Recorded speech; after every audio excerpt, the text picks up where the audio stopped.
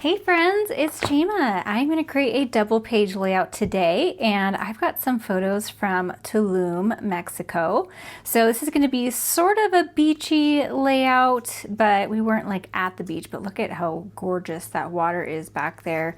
So pretty. There's Erin. You guys probably recognize her. We were there together. That's her husband Mike and my husband Chris. And there is one of the Mayan ruins. So I actually printed these quite some time ago, and none of the layout, when I kind of tried playing with layout ideas, they just were not coming together. And then I was looking through our new sketchbook, volume 7, and I saw this one, and it fits the orientations of my photos perfectly. And it even allows the photos that I want to be on the left side together like this, my two favorite like focal photos. And then the supporting photos, I even printed this one big. Like it was already like that. I didn't even print it for this sketch. So that was already printed big. And then I've already got the photo here of my husband and I. So the other ones I printed smaller because they're all pretty similar. So these ones are going to be supporting, and actually this one I'm going to have in a flip flap, and I put my little iguana pictures here on the back. So that's going to go like that, and then this one will go right here. So I really like how this all lays out according to the sketch. And so I did a little bit of pre-planning. I chose the papers that I wanted because we do have a lot of these little squares, and it repeats like 5 different patterns. I chose 4 patterns though. Actually, this one is going to be one of the strips across the bottom. I did that recently in one of my beach layouts, and I really loved this whole rainbow stripe going across the bottom here. So I'm going to do that again. I'm going to have it be that larger strip that's at the very bottom, and then I'll pick out some papers to take the place of these smaller. It gets a little bit graduating smaller strips. I think this is just such a fun design. So then I've got these patterns here, and I think I'll bring in some cardstock, because if you look at my photos versus the wave paper, we've got some pool party here, and then this is like a lighter shade of Balmy Blue, and they're not quite as bright as this water. I wanted to kind of bring out that watercolor and like that lagoon color. So I'm gonna bring in some cardstock. So I've actually got my pieces here. This is the Balmy Blue cardstock. I've actually got the full true side, and it is a little bit darker than this because this is kind of screened back, and I think it works really nicely with my photos. It picks up that brighter turquoise color. So I'm gonna mix that in with these, and so you can see all of those here now together. So I'm gonna lay all of those out and kind of go from there. And then I may bring in some of the embellishments from this Beach Time scrapbooking kit. This is a really fun kit. I love the bright colors, and it is at a pretty discounted price in the last chance section right now. So I will leave that link down in the description below. Just click that more link below this video. That will expand the description. You can see products, you can see my social media links, and lots more. So like I said, I played around a little bit with this sketch because this is very different from anything that I normally do, but I just thought it was so fun. And as I started laying things out, I thought, you know what, it would be really fun if we did some blue splatters in the back to kind of bring out a little bit more of that brighter blue color. And since this is kind of, you know, around the water, it'd be fun to bring that in. And another thing I did was I cut a sun on my Cricut. This is the light side of Daffodil Delight, and then I smeared my Stickles gel all over it. I did this on a layout years ago, and I loved it so much, and I don't know why I haven't done it since. It looked so cool, so I remembered that, and I thought, this is the perfect layout to do it again, and the light side of the Daffodil Delight works perfectly with my little sun pieces here. So actually, before I start laying out all of these pieces, pieces, I want to do the splattering around the edges because we're going to have all of this showing a little bit at the bottom and then a little bit on the sides. It does go up quite high here. So what I want to do is actually bring in my Astro paste. Let me get this one out of the way. I'm going to do one at a time. I want to bring in my Astro paste and water it down, and then also add a little bit of Balmy Blue ink. Actually, I'm going to grab the re-inker for this. Turns out I don't have the Balmy Blue re-inker, so we'll just use the ink pad. It'll work just as well. It's just that if you use the re-inker, you don't use the ink in your ink pad and then have to re-ink it again as soon. So I'm just going to put a couple of squishes here on my glass mat. You could use an all-purpose mat or something like that instead. Now, the reason I'm doing that is just because I want to get this closer to the actual Balmy Blue color. You don't actually have to do that step if you're using this, because you can see there's blue sparkle and the paste is actually colored blue as well, and you don't need a lot. I'm actually just going to put this much, should be plenty. But I'm just hoping that it'll tint it a little bit closer to the actual Balmy Blue color. Alternatively, if you don't have Astro paste and you just have the ink, you can just water down the ink and just skip the Astro paste. Or add sparkle in another way. You can add a different type of glitter or sheer paste or something like that. So I'm just going to add some water. I'm actually going to add quite a bit of water.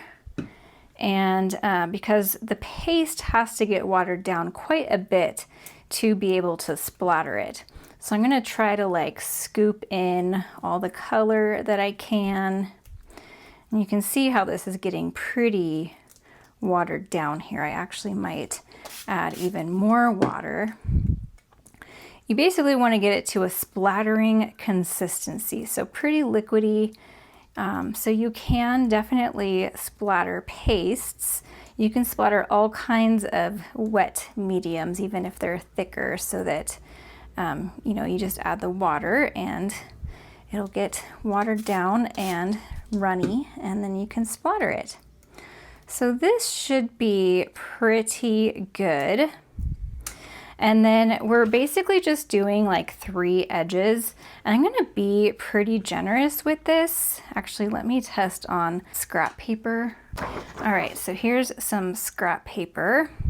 Just want to make sure it's coming out how I like it. Ooh, that's pretty. Nice, bright, vivid blue. I love it. I'm going to go ahead and just go for it. So a lot of the background is going to get covered. So I am being pretty generous with the splatters because you're really not going to see a whole lot of it once all of my little squares and photos get down on here. So I want to make sure I have plenty around the edges, and it looks like there's a ton, but just remember all of this in the middle is going to get covered. All right, that looks really good. I'm gonna go ahead and do the same exact thing to the other piece. And I think I'm going to have plenty of extra. So I'm actually, while I have this all out and I don't wanna waste it, I'm going to splatter some on some card bases. I have some card bases that I just keep pre-folded on hand, and I'm just going to add some splatters to a few of these, and that'll be a nice little addition to some cards that I make coming up. Once I finished the splatters, I was impatient to let it dry on its own, which would be the better option, but I had a video to record, so I took the heat tool to it and I did both sides of the paper, which makes it so the warping isn't quite so bad. If you just do one side, it will warp a little bit more. Okay, so let's start putting our squares down. I'm just going to put them down kind of sort of haphazardly, and then I can always change things around.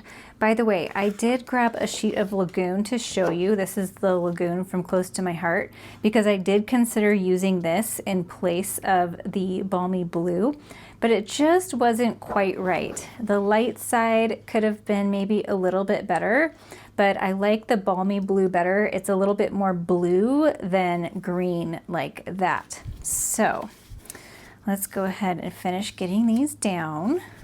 When I put all of these squares down, I was paying attention to the colors and spreading them out, but I knew I could always move them around. So you can see here, I'm kind of messing around with where everything is to make sure it's all balanced. So I didn't worry about that quite too much as I was putting them down the first time. And I think this looks pretty good here. So we are going to add our rainbow strip at the bottom. This is my favorite part. It makes me so happy. I love bright colors. You guys know that. I love that paper so much. And I was just showing you that I took a little bit from each side of the paper because I wanted to leave as many colors as possible. And there was like two shades of yellow and a lot of green at the end. So by taking a little from each side, I was able to preserve more colors. Now I'm adding just a very skinny black matte. A lot of times when I have bright colors, I will bring in little pops of black, and that kind of helps to tame all those bright colors. That's also why one of the strips that's down at the bottom is in black, and I really liked that. And I decided that I wanted a little bit of a border around there too. And I was thinking maybe black for that as well. And that's what I decided to go with. Now, this border makes my photos and fitting everything on the right page a little bit tight. So you're gonna see how I made some adjustments to make sure that everything fits. For the border, I did 1/4 of an inch on 3 sides. Hindsight, I think I would have liked 1/8 of an inch on 3 sides better, but that's okay. Okay, so here is where we're at.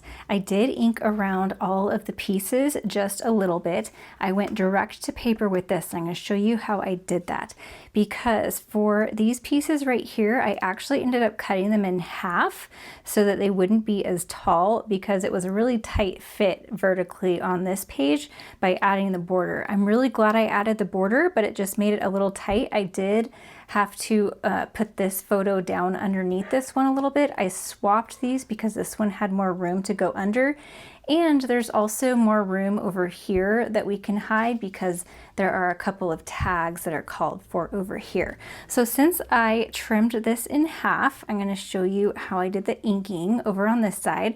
So because this is a close to my heart ink pad, and this is how the Stampin' Up! Ink pads will be starting next year with the felt pad, that's why we can go direct to paper, because it works really nicely and gives you that really skinny line. The Stampin' Up! Ink pads currently are a foam pad, and they're real squishy, and so this doesn't work really well when you use those. It gets it too inky and it can damage the ink pads, so this is actually pretty tricky with this skinny of a piece. It was easier with the wider piece. But anyways, you just brush it really lightly. And what I like about this technique is that it just gives you that really fine line, and that's what I was looking for. So I'm gonna go ahead and do the other one off camera. I'm loving how this is coming together so far. I decided to cut my title out on my Cricut and also do it in black with a white offset. I'm not doing anything creative, it just says Tulum here. And if you don't know how to create a title with Cricut, I have a full tutorial on how to do that. So I will link that down in the description below. And then I pulled out a bunch of really old embellishments. I went stash diving in this binder.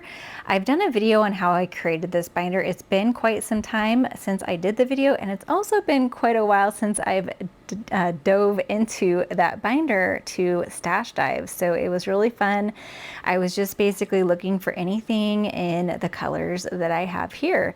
And then I also pulled out a bunch of die cuts that I already had cut, like my little white seaweed pieces, and I had some of those photo strips and the palm trees and the leaf, the palm fronds. I had all those done already. So it was just a matter of pulling everything together. Now that camera I did have to stamp and cut out for this layout, and if you remember the sketch, it actually had a camera on there as one of the suggested elements, but I end up not using it. Spoiler alert, I didn't like it in the white for some reason. I decided to do something else. But that's okay. I am sure I will use it for something else. And I know you guys know this, but just because the sketch has a camera on it doesn't mean that you have to use a camera. We just use whatever elements kind of strike us when we are creating these layouts. But you can replace flowers with cameras, cameras with clouds, suns with tags, whatever you want. It's just suggested placement, really.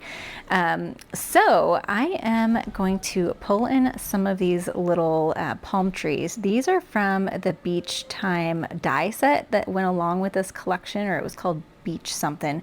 It's retired now, but I know a bunch of you got it.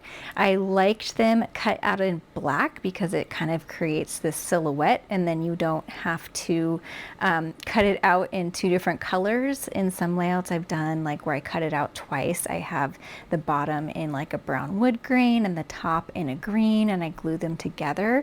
But by doing them in black, number one, it created another pop of black on my layout because I already have that as a very small accent. And number two, it makes it easier to cut and put together because it's just the one color. I was also really happy to find those clouds in my little binder stash storage because they worked perfectly. They were from close to my heart, and I think it was the glacier color, which matches Pool Party really nicely. And so I think that those look really nice with the sun and all the elements that I have going on. I'm really loving how this sketch came together. Like I said, this is a really different style for me. I don't usually do like little squares, little pieces around like this. And I don't know, I'm pretty sure this one was designed by Janice. And I just love that all of us designers who create the sketches for the Creative Design Team sketchbooks have such different styles. And so I love playing with sketches that were created by the other girls that may have a very different scrapbooking style than I do. Like Janice, I love her layouts. They are very clean and simple, which I love, but I just have a really hard time doing clean and simple for myself. But I love how this clean and simple sketch translated to my style after using it and adding my embellishments and everything. And I'm just really happy with how it turned out. So I encourage you to try out some sketches that you might normally, not be drawn to, because you might be pleasantly surprised with the results. And if you're not familiar with the Creative Design Team sketchbooks yet, we have several sketchbooks for 12 by 12 layouts. We have 7 volumes now. They are all amazing. I think I have to say volume 5 is my favorite. I don't really know why, I just seem to gravitate toward the layouts in that more often, but I do really love them all. But I get asked, which one should I start with if I can only start with one? And I'd probably say volume 5, but there's really not a lot of difference between all of them. They all have a great mix of styles, a great mix of photo sizes in them, and they're all really good sketches. So they are just a really good jumping off point when you're not sure what direction you want to go with your layout and you want to have an interesting design. These sketches are your answer. They really take a lot of the guesswork out for you. So you can get them at cdtcreatives.com, and I have that linked down in the description below as well. As you can see, I did fuss around with these embellishments quite a bit. The base of this layout came together really quickly, much faster than usual. I actually, believe it or not, am a pretty slow scrapbooker. It doesn't always seem that way on camera because I speed it up. I cut out all of the hemming and hawing so you don't always see it, but it actually did come together fairly quickly. But I did spend a little bit of time perfecting where all of the embellishments were going, but it was a really fun one to put together. The journaling is called for to be on one of these tags right here, but I did a little bit of over embellishing and didn't really leave a spot for journaling. And so I figure I'll do some journaling strips across the bottom, kind of spanning across some of those squares because there is quite a bit of empty space there. And I liked the embellishing on the tags instead. For the finishing touch, I'm using the white gems from the Shimmering Gems package, and I think they added just the perfect little detail. It didn't add more color because I already have a lot of color going on, but it added some sparkle and shine and detail. So let me bring this up for a closer look, and you can find still shots over on Instagram, Facebook, and Pinterest eventually. Those links, again, are all in the description below. And be sure to give this video a like if you enjoyed it, and if you have not not subscribed, be sure to subscribe to my channel for scrapbooking videos every week. Here's another video on screen that YouTube thinks you'll enjoy, so go ahead and click that and I'll see you over there. Bye!